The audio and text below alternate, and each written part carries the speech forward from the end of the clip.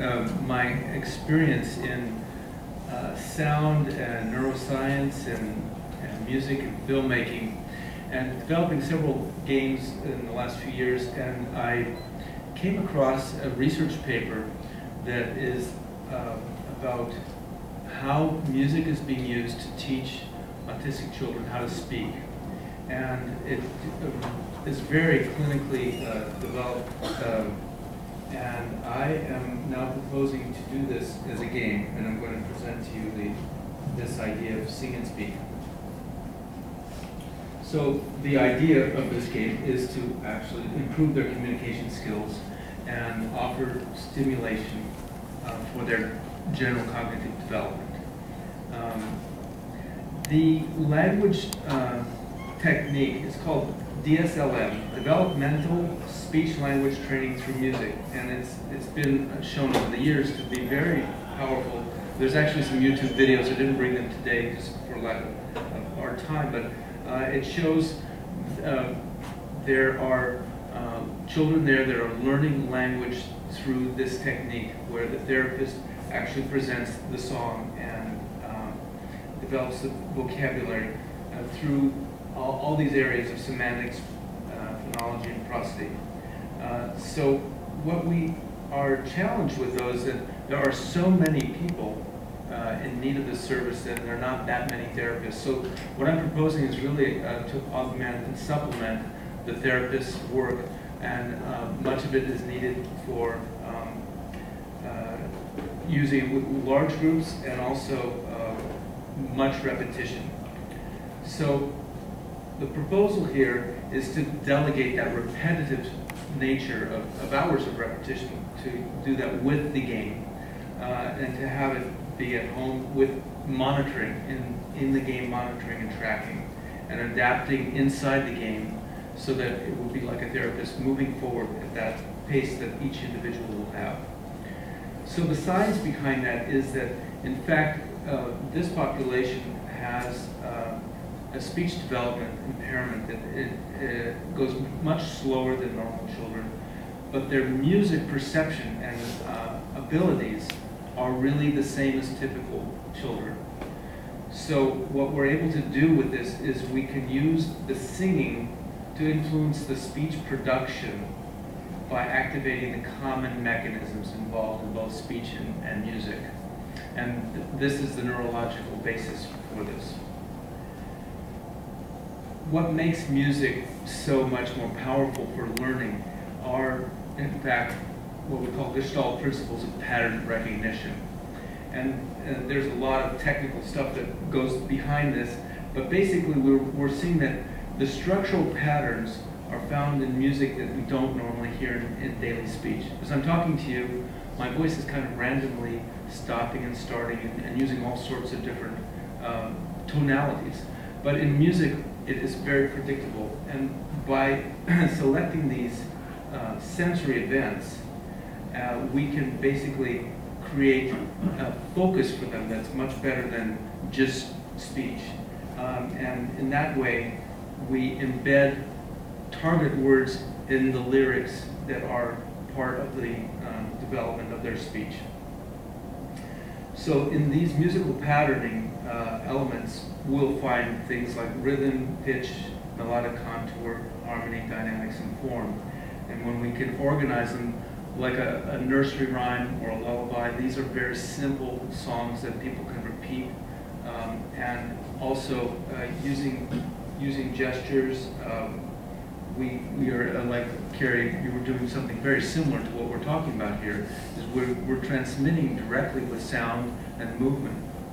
And this will enhance the cognitive recall. There's also an area which we call the opera hypothesis, why music training benefits the neural encoding of speech. And it basically goes through these 5 different levels, which the game is going to be based on, which is overlapping the music and speech neural network, precision of very specific processing. When you listen to pitch, for example, or rhythm, there are very specific ways of listening. Engagement has to do with the emotion, and music is a very emotionally engaging process, as well as telling stories with the lyrics that will engage the kids in wanting to learn more, wanting to be involved. Repetition, as I said earlier, you have to keep this going for a long period of time, and the emotional engagement helps them keep it going and want to repeat, want to go back to it many times. And the attention is very, very important where music is able to do that. So the game itself has a specific learning sequence where we begin with baseline testing to then see where are they at with their vocabulary.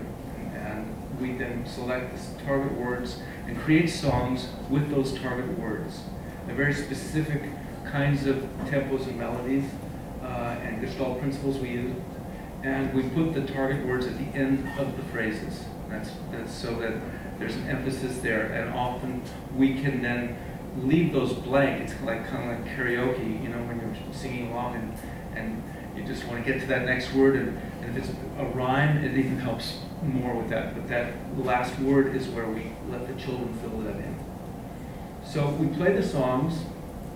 They're pre-recorded, or in the more sophisticated level of the gameplay, it'd be auto-composed within the programming.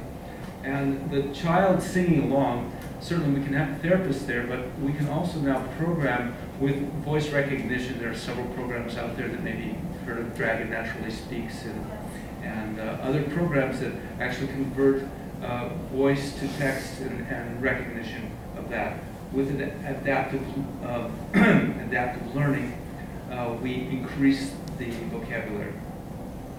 And we associate it with visuals and tactile movements, and develop a reward system, for example, with animation or sound effects that give them a sense of accomplishment. And we track it and monitor it for the therapists and parents to really follow that process. The actual game itself will be tested in small groups so we can begin developing more sophistication and effectiveness, and then ultimately clinical studies with larger groups. And just as important, it's about training the trainers, training the therapists and parents to incorporate this tool into their own work. I heard about this project with the iPads coming into Los Angeles Unified District and spent a lot of money on the technology, and where it kind of dropped the ball was actually integrating with the teachers and how they can actually present their materials effectively. So we're going to incorporate this training for the trainers, and this will be part of the whole project that we're doing. So I ask all of you to ask questions. Today we're rushing through it pretty quickly, but please note that our website, IQ Sonics, has got a sign up, and please communicate with us about this, and look forward to collaborating with all of you and finding funding and testing and helping the community. It's a community project. Thank you. Thank you, David. By the way, there's some chairs up here. People want to just come up and grab them and pass them down. Oh, yeah, that's right. And I didn't tell people to turn off their cell phones. So, David, synesthesia. Okay. Well, synesthesia is defined as a kind of crossing over of the senses. An example might be hearing colors or seeing tastes.